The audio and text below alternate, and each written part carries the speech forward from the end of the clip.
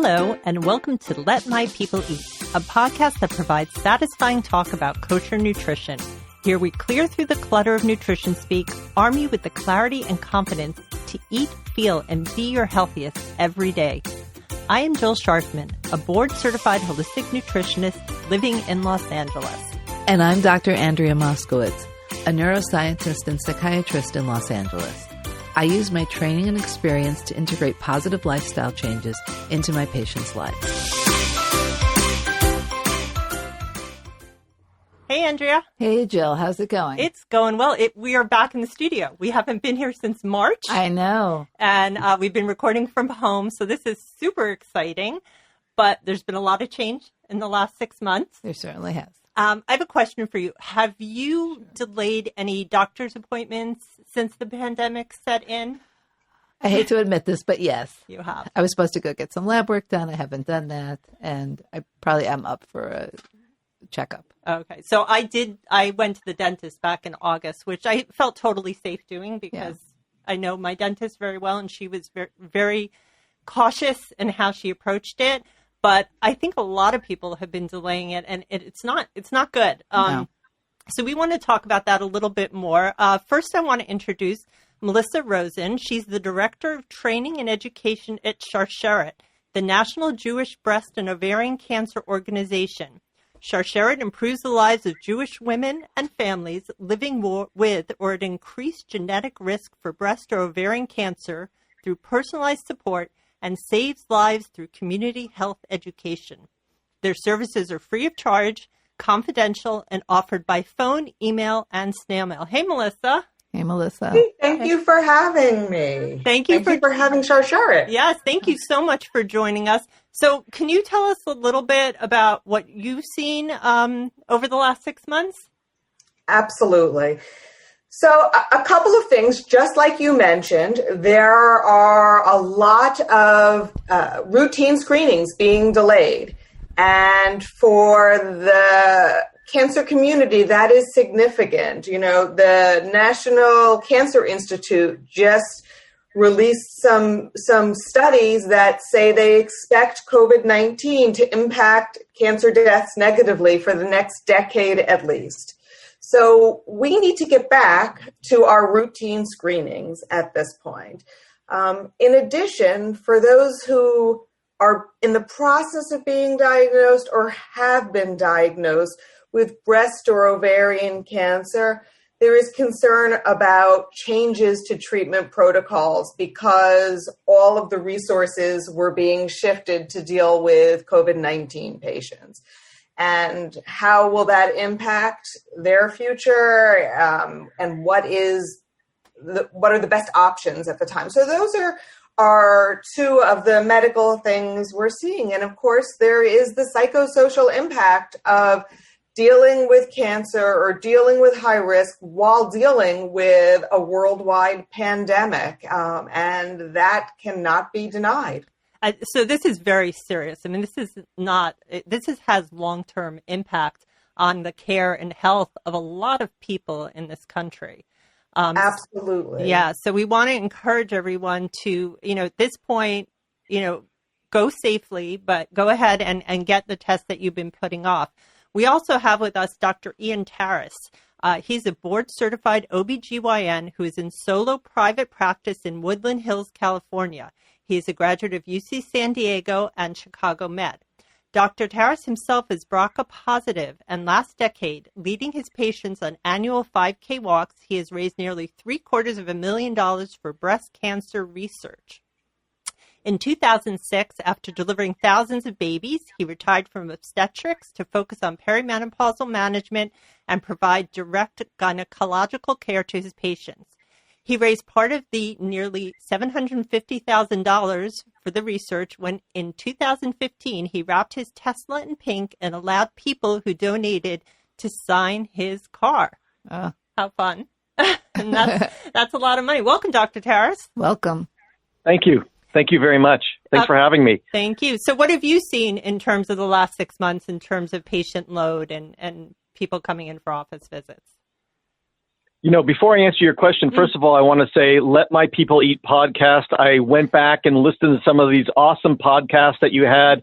Maybe I'm too old. I don't listen to too many podcasts, but I think you may have gotten me into podcasts. So I love the name. I just always, when I see it, every time I see it, I think of Pesach. I think of Passover. And give me the 8 days and let my people eat again. Anyway, I wanted to start with kudos Thank to you guys and for also to Sharsheret doing stuff, getting into the niche where people are underserved. It sounds odd to say that a Jewish population will be underserved, but both in nutrition and in cancer, you guys are doing a bang-up job. Thank you very much. So to answer your question, not rocket science here. It's unfortunate because it's not just the 6 months or so that we've been in lockdown that it's preventing, but think about, I'm just going to look at all of you, even though there's a podcast, and see if you have the same reaction. Did you put stuff off for 6 months before the 6 months? I have patients that put stuff off and they said, you know what, I'm going to get to it in January, February, March. So they're now already going on a year of putting things off. And we stayed open because I wanted to try to keep people out of the urgent cares and ERs. I can tell you that I can think back to March 19th here in California is when the lockdown started. And that next week, I diagnosed breast cancer. I had a patient. She said, I have a lump. I know that's COVID. I'm scared. I don't want to come in. I said, no, you got to come in. So it's unfortunate, but the best way to treat breast cancer, well, the best way is to prevent it, right? But if you're going to catch it early. And so thank you very much for dedicating a topic. I sometimes can talk a long time. I'm going to stop and let you ask me another question or ask somebody else a question. I apologize. No, that's quite all right. That's why you're here. The number that I saw was that screening appointments for breast, cervical, and colon cancer in March this year was up to 94% lower than the average monthly number between January 2017 and January 2020.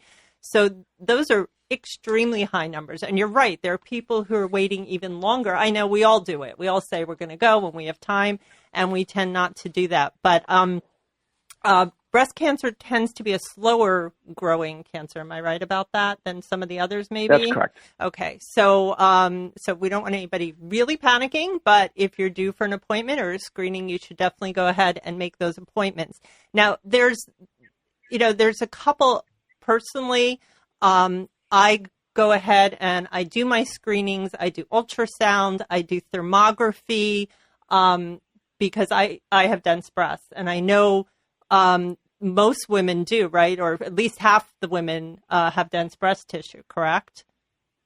Yep, 40% on the mammogram report. Every time it's going to say 40% of patients have dense breasts, and 10% are we're going to miss on the mammogram. I'm not knocking mammogram at all. It's probably the best that we have as a screening tool, but there is no perfect, which is also a reason why a lot of patients will, now that we're kind of coming out of our caves, they'll say, hey, can you send me for a mammogram? And quite frankly, a screening mammogram should be followed by a clinical breast exam in the office rather than just going and getting the exam, feeling a false sense of security, because you need that provider to be able to do the exam and then go to because I've had patients come in, do the exam like, yeah, it's not going to be a screening. I want to do a targeted something over there.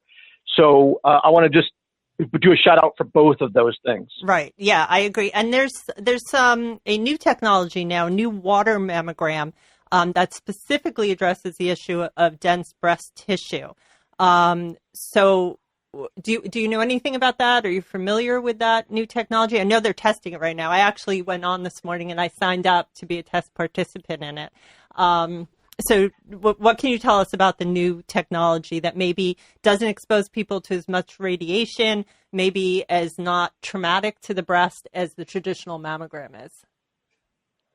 Sure. And let me the caveat here is that I'm an OBGYN, so I'm not a radiologist, so I won't be able to speak authoritatively about the things. But I do know, I try to interface with different, I believe there's 31 different flavors of ice cream, right? You go to Baskin Robbins, they're not just going to give you chocolate. Unfortunately, a lot of our providers out there, all you get is chocolate or vanilla. But let's go with Chunky Monkey or Chubby Hubby. Yeah, we got 31 different flavors out there. And so my patients might not want to have any radiation. So I have to be able to be well versed in the different options out there. So let's talk about mammogram, regular mammogram. When you say water mammogram, I'm going to tell you that mammogram is almost used like Kleenex is to tissue. So when you say mammogram, you know, oh, that must mean I'm going for a screening of my breast for breast cancer. But mammogram really is just an X-ray, right? So when you say water mammogram, really what that is a next-gen whole breast ultrasound. But instead of doing it with a transducer in a traditional way, you lie down flat on a bed. There are holes cut out for your breasts. Your breasts are in water. And so the ultrasound has a better contact because of this is what they're saying, because of the water. Also, there's a specialized transducer that looks at the whole breast at the same time. In fact, if you ever had any type of ultrasound, you'll notice that they put a gel on, and that's to make the better ultrasound. Sound is in it. It's like sonar. And so you can hear, if you go in a pool and you do click, click, click with a dime on the cement, you can hear it on the other side because sound travels better in water. So the water mammogram really is just a whole breast ultrasound. I remember first reading about this in 2015. It came out, I think Henry Ford Hospital in Detroit started with this. It's a specific company. They have a specific transducer. And like I said, now I can't tell you about the results. I know that they're in trials. I can tell you, if I back up one step or two, about whole breast ultrasound. Whole breast ultrasound is a mixed bag. It has zero radiation. Let's start with that. So that's pretty cool, right? But in general, if I pick two steps back, and I'll tell you that ultrasound was always good at targeted. In other words, I feel this, what is it? Or on the mammogram, I see this, what is it? It was always good. It wasn't good at needle in a haystack. Here's your ultrasound of your breast. Let's find cancer. Mammogram does a great job at that. MRI does a great job at that.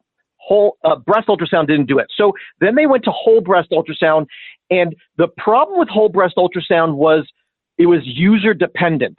So in other words, if you have a radiologist who's not doing a lot of them, it's not very good. And because of that, it's not on the American Cancer Society recommendation of a screening test yet. Water mammogram is taking this one step further, saying we've got a better transducer, we've got a better, better mousetrap, we're doing with the water. And so they're going to see if they can reach the levels of the 90% detection for screening. Great. No, that helps. That's great. No, that is great. And it's something, I'm definitely interested in hearing more about. So Dr. Taras, thank you so much. I think we'd love to have you back on. I know you have a lot of secrets and tips that your gynecologist won't tell you. So we'd love to save that for another time and talk to you about that. But thank you, Melissa. Thank you, Dr. Taras, so much for joining us. We really appreciate your time and everything Sharsheret doing. I just wanted to let you know that you can find Sharsheret at sharsheret.org. And Dr. Taras, they can find you at bestgyn.vip or on Facebook at 818gyne. So thank you so much for sharing your knowledge today. We really appreciate it. Yeah, thanks. And we're going to get into now with Tamar Rothenberg, who's a registered dietitian. We're going to talk about fact and fiction about breast cancer. Thank you very much. Have a great day and great podcast. Thank you. Thanks. You Bye-bye. Bye. Hey, Tamar. Hi, Tamar. Hi, Jill. Hi, Dr. Moskowitz. So great to be back. So thank you so much for coming on. So I don't know if those of you remember, we have had Tamar on in the past. We talked about nutrition and breast cancer. She's a registered dietitian who specializes in nutrition for breast cancer thrivers in her private practice in Los Angeles. She cuts through confusing nutrition information and uses intuitive eating, body trust, and plant foods to get your power back. She's an adjunct professor of nutrition at Touro College. And most recently, she co-authored the study, Coping with Cancer in the Kitchen. Okay, Tamar. So here we go, Breast Cancer Awareness Month. And we are going to talk about all those facts and myths and things that we can kind of clarify for our audience. So thank you for coming back on. Oh, it's my pleasure. Always a treat. So I think the first one we're going to talk about is soy, because there have been updates on soy. People believe that soy acted like estrogen in the body, raising the risk of cancer, but there's some new information out there. Right. Well, first of all, there is 25 years of good research behind it. And, people always want the boogeyman. The soy is not the boogeyman. It's actually a great plant-based protein. It has so many benefits. And of course, unless you're allergic or have some other medical issues, it's a wonderful food to include. And we want more variety. Our bodies really enjoy more variety. So the interesting thing that has come up with soy more recently is that it could be the timing makes a difference. So if eaten earlier in adolescence, that make more of a difference in terms of either preventing or reducing the cases of breast cancer. And it's very interesting because with breast cancer, breasts are the only things that grow after we're born, right? So they have more of a capacity for cancer growth. So it seems like what we do more in adolescence may make more a difference. And that's where soy comes in. So it's really interesting. So start your daughters on a serving or two a day of soy. That's good. That's good to know. Very good. Okay. So what about sugar? People try to avoid it, but it's hard to do it. We always hear sugar feeds cancer, and I think we might have touched on this in the last one, but I know you addressed it, that it's really an indirect link, that diets high in sugar can lead to obesity. Excess body fat is a cause of cancer in some cases. So, okay, what is that? What's the truth there? So I just want to backtrack a little, that obesity is not considered a cause. It's linked. There's an association, but we don't have a true cause. In fact, I don't want people to emphasize that. But in terms of sugar, what's interesting is I like to focus more on not that it's a cause or how much to have. We do have some guidelines. But what happens if you truly believe that sugar causes cancer? And there is a stress response that accompanies that is, can have more of an impact on our health than the actual food. And the mechanism, if we talk about the stress response a little, it's, let's say we decide it really does have tremendous damage, it's forbidden to us, and then it induces, this kind of fight or flight response, right? We react to that with higher cortisol, which is a stress hormone. What happens with cortisol is your blood sugar does actually rise, which it can with sugar as well. But it's a question of how long it stays up and how many times that happens. And that leads to, more inflammation in our body and a lower immune response. So there is a stress response if we truly believe that sugar causes cancer. So I'd like to see us kind of get away from that and focus more on, healthy lifestyle changes that will have more of an impact. No one's sitting around having bowls of sugar. That's not the issue. It's more our response and what you could have instead. Are there any studies looking specifically at high fructose corn syrup and cancer? There's plenty of studies. There hasn't been any connection. Oh, okay. Just curious. I mean, if we look at the molecular level of high fructose, it's really very, very similar to just regular table sugar. Right. So it's more the amounts and how much of amounts of any type of sugar that we're having. So as we always do, we recommend you decrease your consumption of refined sugar like soda, candy, and baked goods, and get it from natural sources like fruit. It's an excellent source of sugar. It has vitamins, minerals, phytochemicals, and fibers, which all can boost the immune system. Excuse me, which is what we're looking to do. Okay, let's talk about dairy. Dairy consumption. Does increasing amounts of milk, is that linked to increased risk?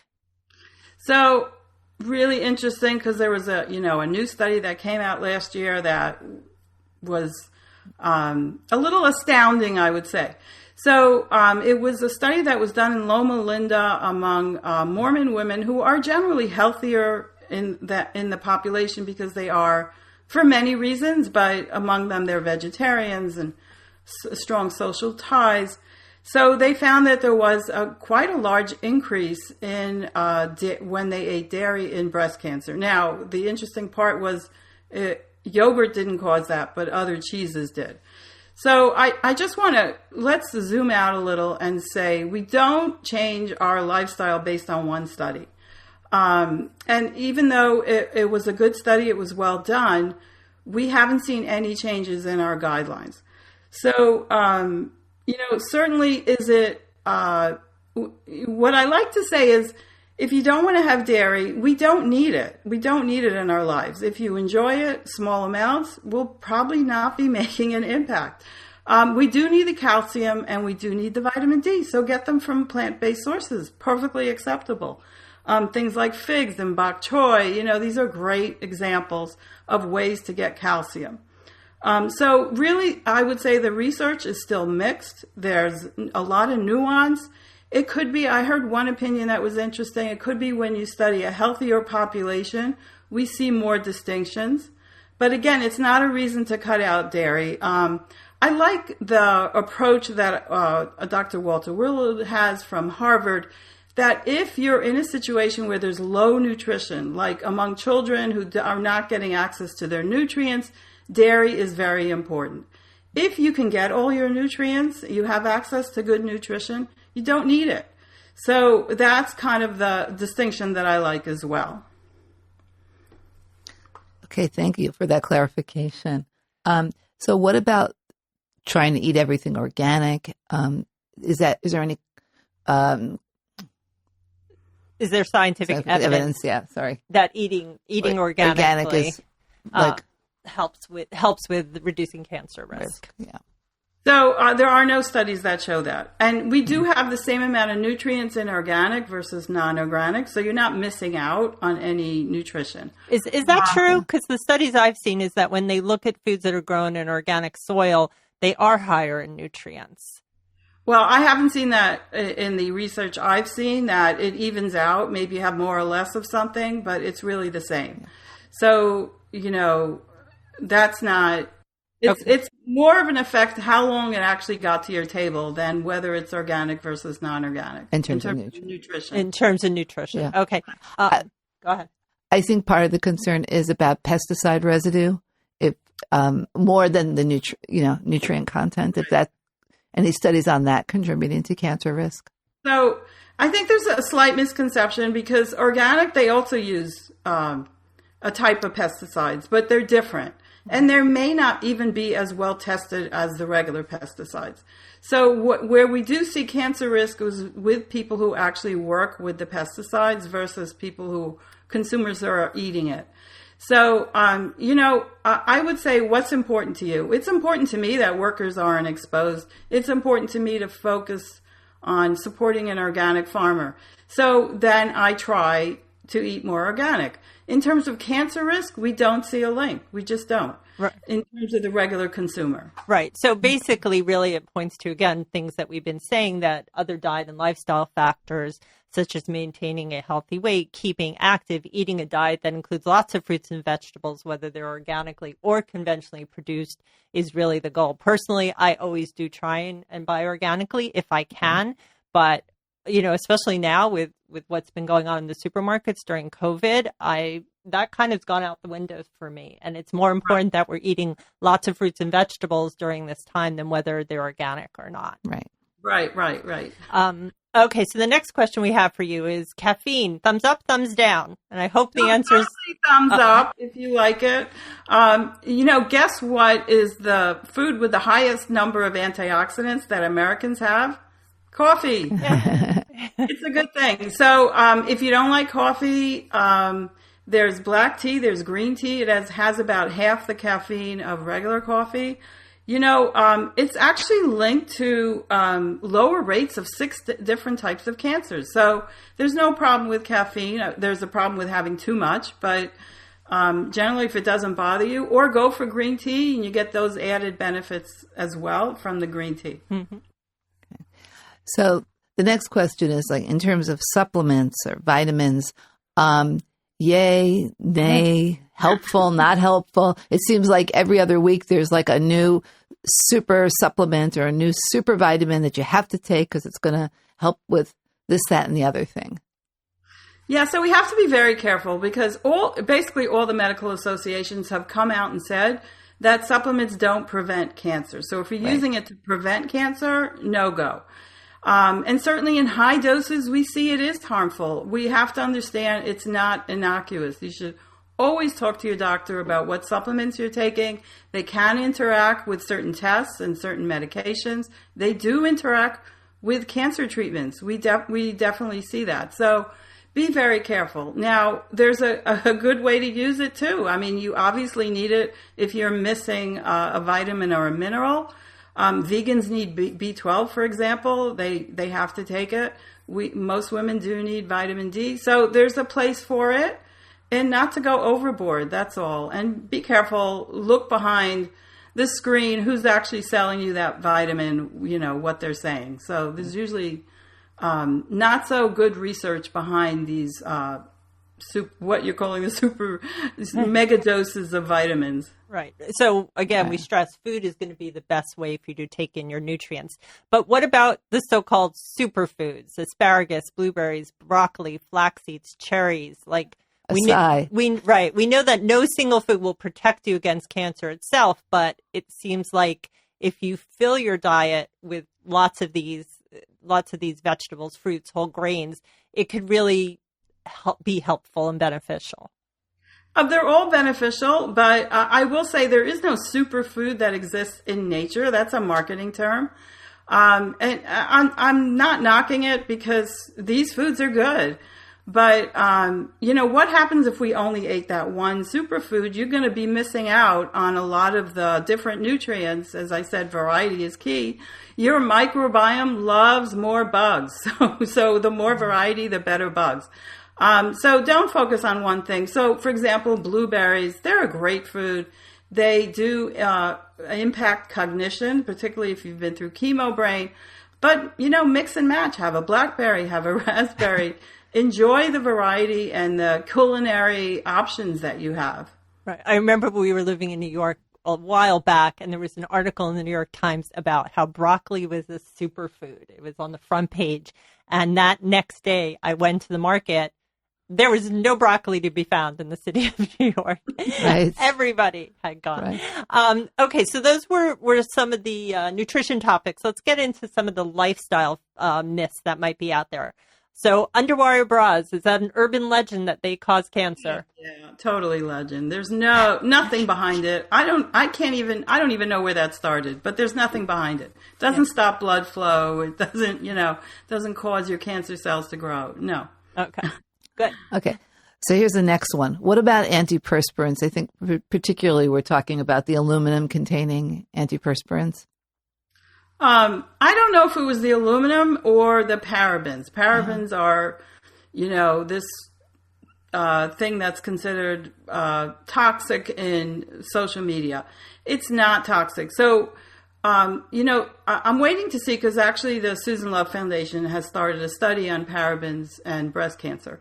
But so far, what the research shows, what happened was there was a paper on parabens and breast cancer that was released. It was turned out it was retracted. It was considered junk science. And the scientists later admitted that there are parabens in healthy breasts as well. But unfortunately, the companies took this up. And now you'll see paraben-free on antiperspirants when it really has nothing to do with breast cancer. So, obviously, this is what we know now. I'm not saying what we know in 50 years. We know now that it's safe. I talked to a dermatologist. She uses it in her skincare products. She doesn't have a problem with it. So if you want to avoid it, it's easier to avoid now because there's so many companies that don't have it. But, just consider also that some of these things that we're taking out are good preservatives. They preserve our skincare products from bacteria. And if we don't have it, we're at risk for other things. So it's just, we have to be careful when we consider these things toxic when they're maybe not.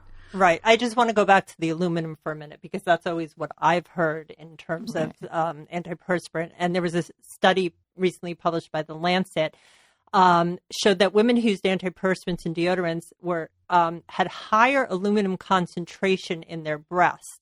Now, they're not necessarily saying that that's because of antiperspirant use, but they did find that. So there are other ways we are exposed to aluminum as well. Right. So that's why. Very well could be, yeah. Yeah. So that's why we really don't know what the answer is here. And just to sort of go into like statistical issues or here, it's, somebody who maybe is more okay with having aluminum in their antiperspirant may be also more okay with cooking with an aluminum pan. Correct. So they may not be as on top of that or concerned about it or whatever. So you don't really know where the aluminum came from. It's not necessarily that it came from the antiperspirant that they were using. Right. I do use a very natural aluminum-free deodorant. Yeah. So do I. But I mean, I'm just putting that out there. Right. Got it. Okay. What about hair dye?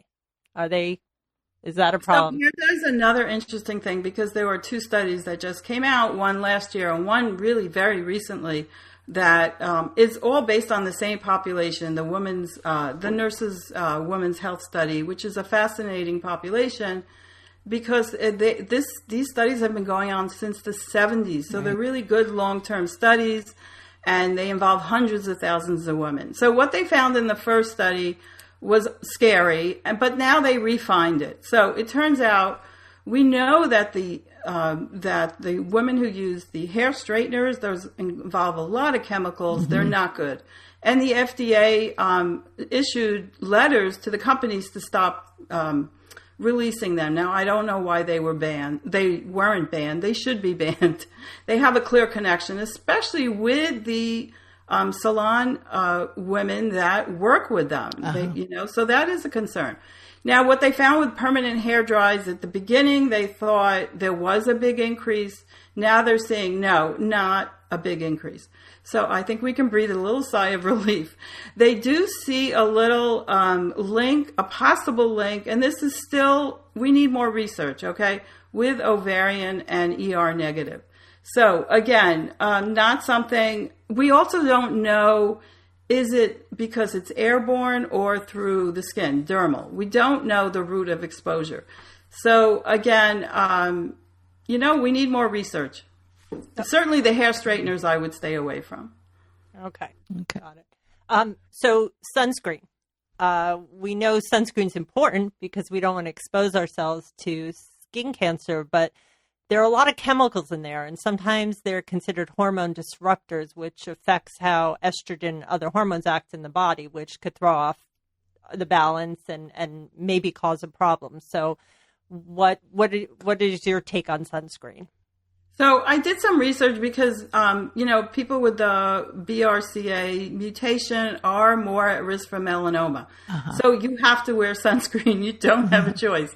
But I talked to people who work in aquariums, professionals about, and what I found was, again, it's back to what your values are, what's important to you. So it turns out the mineral sunscreens don't harm the coral reefs the way the other sunscreens do. And they're not absorbed like the other sunscreens are in our skin as well. So what they found with the non-mineral sunscreens was surprisingly more was absorbed than they thought. The question is that bad for us? We don't know yet. The dose that it's absorbed may not cause any harm. So, I think it's an easy fix. Stick to the mineral sunscreens. They're good for the reefs and they're good for us. And they do the job. You want the broad spectrum. Those are zinc oxide or titanium dioxide. They work very well. So, I would go with what you're comfortable with. So last week we actually got away for a few days. We went to a house in Palm Springs and we went to the Trader Joe's and we bought their zinc oxide sunscreen spray because we needed sunscreen. And it was very funny because you spray that on and you are completely white. It doesn't absorb. It doesn't wash off easily, which is great because we were protected. But I don't know if I would have wanted to be on the beach covered in zinc oxide in public. But it was fine for what we were doing. Okay, so the last question we have for you is light pollution, because it's been suggested that keeping our bodies exposed to artificial light at night can increase cancer risk, specifically breast and prostate cancer that requires hormones to grow. What do you have to say about that? This is a fascinating area of research. This is my personal interest as well. So there's so much good information we have about this now in terms of our health. So we know that light impacts our sleep. It impacts our circadian rhythm. So just to backtrack a little, explain, circadian just means 24-hour, your day. Your body is in tune with the rotation of the earth. That's us. And every cell in our body and every organ in our body has a circadian clock. And what's interesting is that cancer cells, their circadian clock is completely out of sync with the rest of our cells. So we want to get our body in sync. And actually, one of the things I find is that intuitive eating is very much part of that. If you're following your hunger and fullness cues, you're more in touch with your body and your circadian rhythm. But we do see that women who, and again, we don't know how to treat this yet, women who secrete less melatonin at night and have a poorer sleep, they do have higher cases of breast cancer. Mm-hmm. And I'm not saying everybody should go out and take melatonin because we don't know yet. It could be that certain women are just more sensitive to light. So one of the strategies I've heard, besides, getting good sleep, is your first light in the morning should be the daylight, this either sunrise or daylight, not your phone, which I know during the pandemic is a little hard. And then at night, your last light should be the evening light, kind of sunset light. And it really kind of resets your clock. So, and that, when you think about it, how do your internal organs know it's day or night, right? They're not exposed. They know through feeding. When you feed your cells nutrients, then your organs are like, oh, I'm waking up. I got to digest. I got to metabolize. So, eating late at night may have that impact. And I'm not saying never eat late at night, because I find a lot of people restrict their food during the day, and so they're hungry at night. So again, getting in touch with your hunger and fullness cues will help with that circadian rhythm as well. But there's a lot more to it. I'm just giving kind of a little nugget about that, but it's fascinating. It is. It's so interesting. Okay, basically what I'm getting from this whole conversation is that we still need a lot of studies. There are a lot of things that are inconclusive. We're not sure their impact on increasing breast cancer risk. But we know that eating a healthy diet will definitely help and set you in that right direction, particularly the Mediterranean diet, which Andrea and I have talked about before on the podcast, right. Plant-based foods, fruits, vegetables, whole grain legumes, nuts, healthy fats like olive oil, eating fish. So, I guess just everybody should do the best they can and try and implement some of these things. Tamar, thank you so much for coming on. It's such a pleasure to talk to you. You're so knowledgeable. You can find Tamar. She's at her website, tamarrothenbergrd.com. She's also on Instagram at nutritionnomnom, and she's on Facebook at Tamar Rothenberg RD. So go ahead. She has some great blog posts that she puts up on the website, and just posts lots of great stuff on Instagram, and just really so nice connecting with you. And thank you again for coming on and talking to us. Great seeing you. Great talking with you again. Great talking with you again. And I just want to emphasize to focus on the things that have the most impact. All these things we talked about, we don't know yet. So if I can just end and say, we think, for example, microwaves cause cancer, but yet 90% of Americans don't have one serving of fruit or vegetable. And that will make more of an impact. So let's focus on the big stuff. Yes, great. I totally agree with that. Yes. Yep. All right, Tamar, thank you so much. You. Thank you very much. Take care, everyone. Bye. Bye. You can follow me on Instagram at Let My People Eat. I'd like to thank our engineer, Mike Casantini at the Network Studios. We also have a Facebook group. Search for Let My People Eat on Facebook to join the discussion. You can ask questions and suggest topics you would like us to talk about in future episodes. Let My People Eat is proud to be part of Jewish Coffee House, where you can find your fill of stimulating podcasts dedicated exclusively to Jewish content. We are also available on the Naki Radio portal at nakiradio.com. And that is it for this episode of Let My People Eat. Please visit our website at letmypeopleeat.com and leave us a comment. Get in touch at our email at podcast@letmypeopleeat.com or call us at 317-659-0004. Post on Instagram, Twitter, or Facebook with the hashtag LetMyPeopleEatPodcast. If you like this show, please make sure to leave us a 5-star rating and review on iTunes. Tell your friends and family, and subscribe to us on Apple Podcasts. And please remember that although we are certified professionals, this is not a medical advice podcast. No content, posts, or comments should be interpreted as professional guidance. Always speak to your own health practitioner about making the right life changes for you. Until next time, I am Jill Scharfman. And I am Andrea Moskowitz. Thanks for joining us. And go in good health.